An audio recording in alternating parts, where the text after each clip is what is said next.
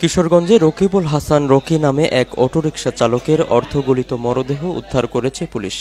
আজ ভোর ৬টার দিকে উপজেলার যশোদল ইউনিয়নের বানিয়াকান্দি গ্রামে নরসুন্দা নদী থেকে তার মরদেহ উদ্ধার করা হয়। রকিবুল হাসান রকি উপজেলার যশোদল ইউনিয়নের কোনামাটি গ্রামের মোহাম্মদ শাহিন মিয়ার ছেলে।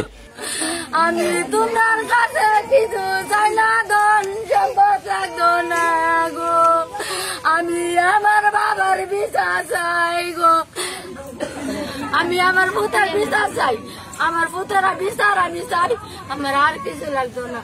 পরিবার সূত্রে জানা যায়, গত শুক্রবার সকাল ৮টার দিকে অটোরিকশা নিয়ে বের হয় রকি। এরপর থেকে তার কোনো খোঁজ খবর পাওয়া যাচ্ছিল না। আনুমানিক রাত ১০টার দিকে একটি অপরিচিত নাম্বার থেকে পরিবারের সাথে তার শেষ কথা হয়।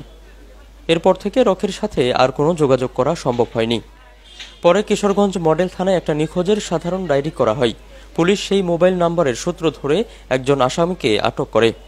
আজকে সকালে ওই পার্শ্ববর্তী এক মহিলা এই নদীতে গেছিল তার গরুর জন্য ঘাস কাটার জন্য।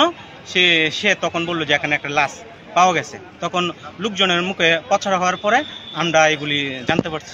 কিশোরগঞ্জ মডেল থানার ওসি মোহাম্মদ দাউদ বলেন, রকির মরদেহ উদ্ধার করে ময়না তদন্তের জন্য শহীদ সৈয়দ নজরুল ইসলাম মেডিকেল কলেজ হাসপাতালের মর্গে পাঠানো হয়েছে।